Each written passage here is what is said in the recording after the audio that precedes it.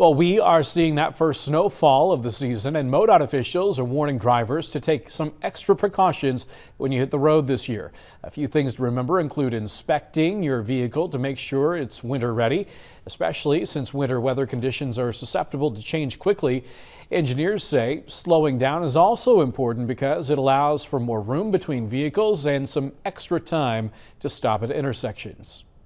The recommendation in winter weather and really any inclement weather is to really reduce your speed, not use your cruise control, but really just driving for those weather conditions that you're in. As she says, packing some extra coats, blankets, and water also recommended to be prepared if something does go wrong while driving in those winter weather conditions. And if an accident does occur, stay inside the vehicle until help arrives.